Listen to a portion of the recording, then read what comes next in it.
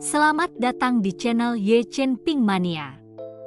Terima kasih pada Tuan Rahim Awang dan Tuan Moh Ridwan yang sudah berlangganan di channel Ye Chen Ping Mania. Semoga dilancarkan rezekinya dan diberikan umur panjang yang penuh keberkahan. Terima kasih kepada semuanya yang sudah like dan subscribe. Semoga selalu diberikan kesehatan dan kesuksesan.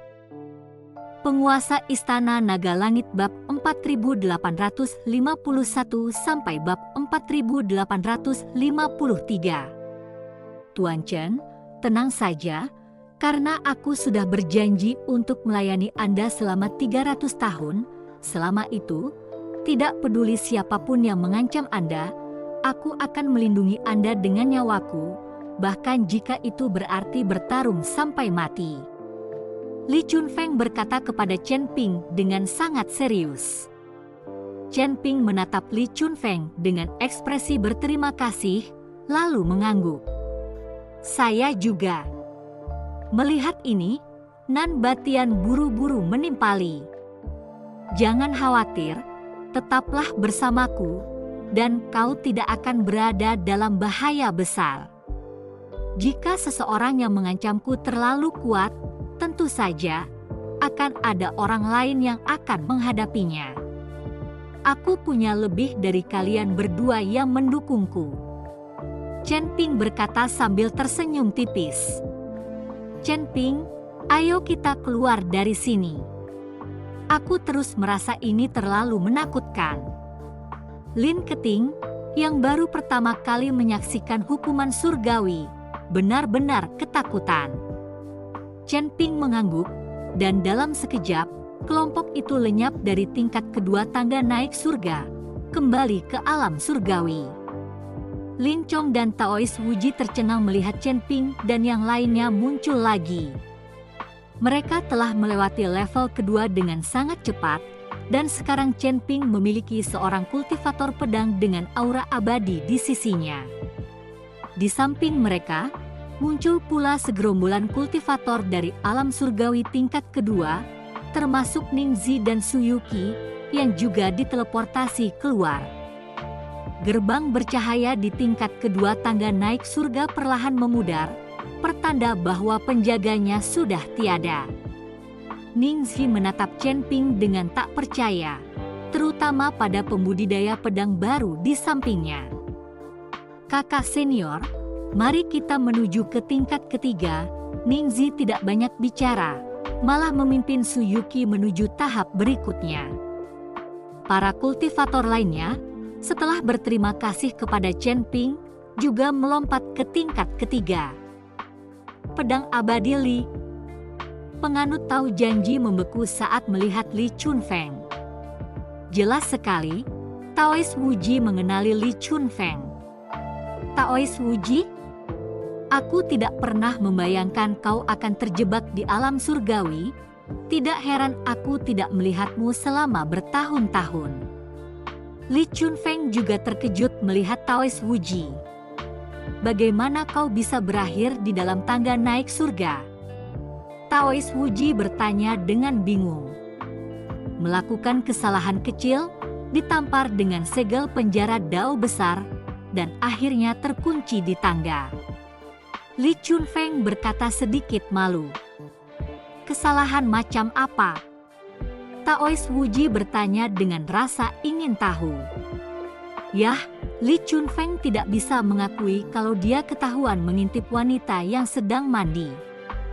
Daois, jangan ikut campur, sebaiknya kita kembali ke markas dulu, istirahat sebentar, baru aku akan menyelesaikan level ketiga. Chen Ping turun tangan untuk memperlancar urusan Li Chunfeng. Tuan Chen, penjaga tingkat ketiga pasti sangat kuat. Meskipun kekuatanmu mengesankan, melewati tingkat ketiga mungkin terlalu sulit. Saya sarankan Anda memulihkan diri terlebih dahulu, lalu berlatih lagi.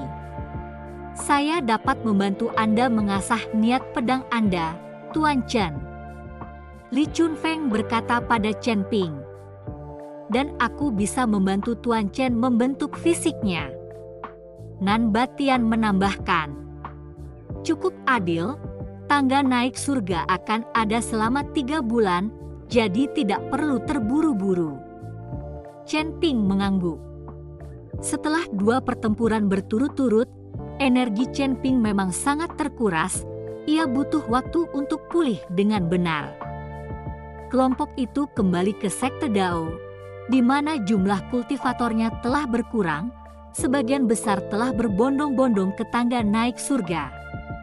Chen Ping beristirahat sambil berlatih pedang dengan Li Chunfeng untuk mengasah niat pedangnya. Dia juga bertarung langsung dengan Nan Batian untuk memperkuat tubuhnya. Di gunung belakang sekte Dao, awan bergejolak seperti lautan yang mendidih. Li Chunfeng mengacungkan 2 jarinya bagaikan pedang, niatnya belum tersalurkan, namun pohon pinus berusia seabad di tepi tebing itu sudah menggugurkan jarum-jarumnya dalam hujan yang berdesir. Chen Ping berdiri diam, matanya terpejam, bilah pedang hijaunya berdengung tak henti-hentinya di dalam lengan bajunya. Seakan-akan ada sungai berbintang yang tergantung terbalik di sepanjang tulang punggungnya. Perhatikan baik-baik. Li Chunfeng tiba-tiba mengayunkan jarinya, sinar pedang yang menyilaukan merobek kabut, lalu menghilang menjadi kupu-kupu bercahaya yang tak terhitung jumlahnya 3 inci dari kening Chen Ping. Dalam sekejap inspirasi, Chen Ping mengayunkan pedangnya membentuk lingkaran, menarik semua pedang yang bertebaran ke orbitnya. Ke arah bilah pedangnya menunjuk, lautan awan menyatu menjadi 9 naga banjir putih, membubung ke langit.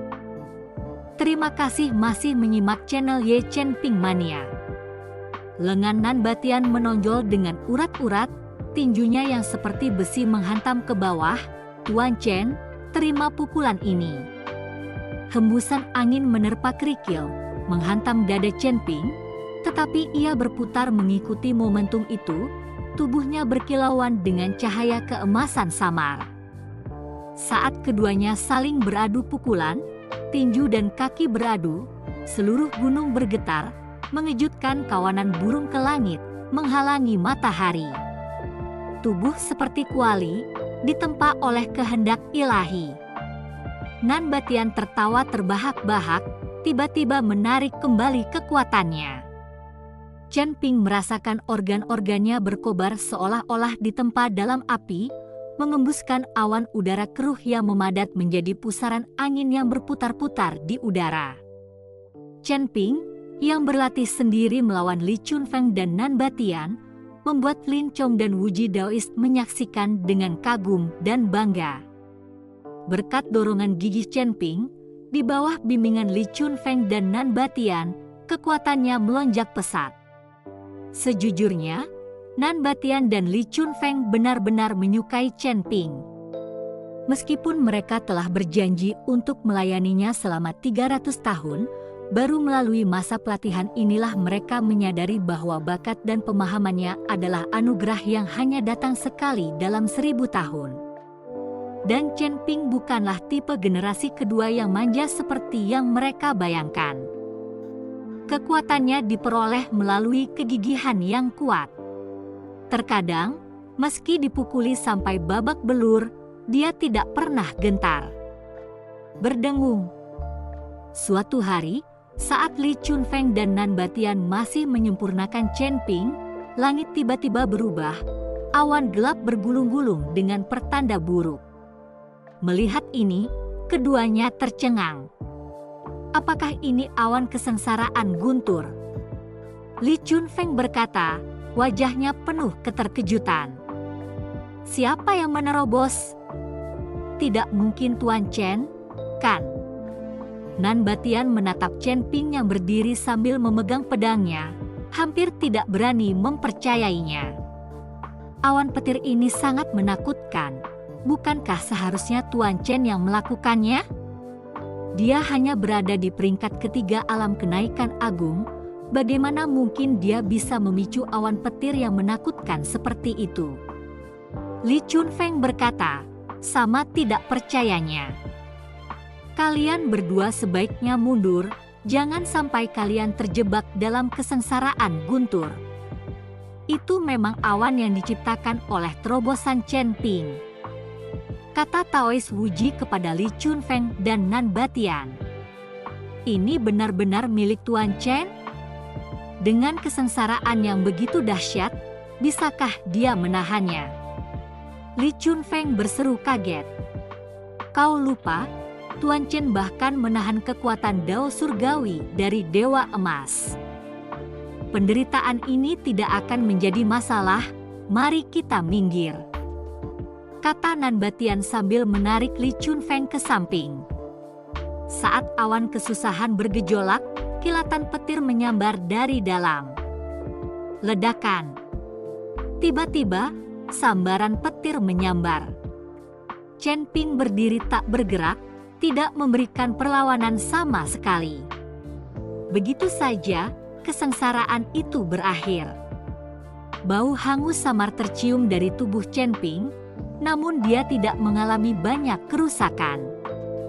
Kemampuannya menahan malapetaka petir dengan daging telanjangnya adalah berkat Nan Batian. Bagaimanapun, Nan Batian dan Li Chunfeng adalah makhluk abadi dari alam surgawi.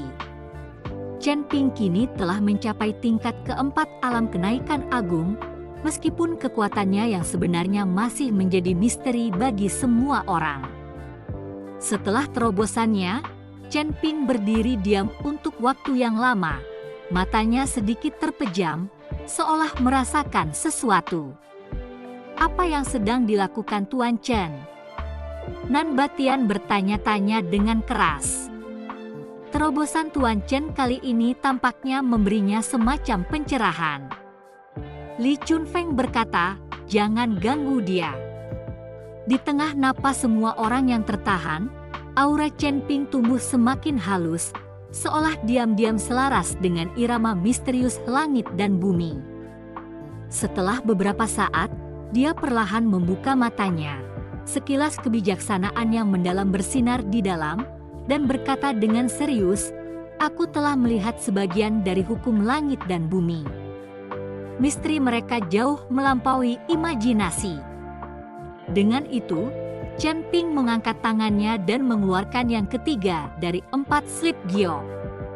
Slip itu terasa hangat dan dingin dalam genggamannya, runenya bersinar samar dengan kehidupannya sendiri, seolah beresonansi dengan kekuatan hukum yang baru saja dipahaminya.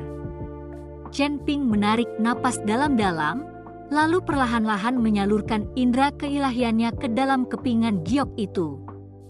Dalam sekejap, cahaya yang menyilaukan bersinar dalam cahaya itu, aura kuno dan agung melonjak keluar bagai gelombang pasang. Terima kasih masih menyimak channel Ye Chen Ping Mania. Pada saat yang sama, seluruh alam surgawi mengalami pergolakan tiba-tiba. Langit yang tadinya cerah berubah tiba-tiba menjadi gelap, awan-awan hitam bergulung-gulung dan berkumpul, seakan siap menelan langit dan bumi seluruhnya. Gunung-gunung berguncang, tanah terbelah, dan retakan bergerigi menyebar ke segala arah bagaikan taring binatang buas. Angin menderu lewat, membawa pasir, batu, dan tanaman yang tercabut, memancarkan ratapan melengking dan memilukan.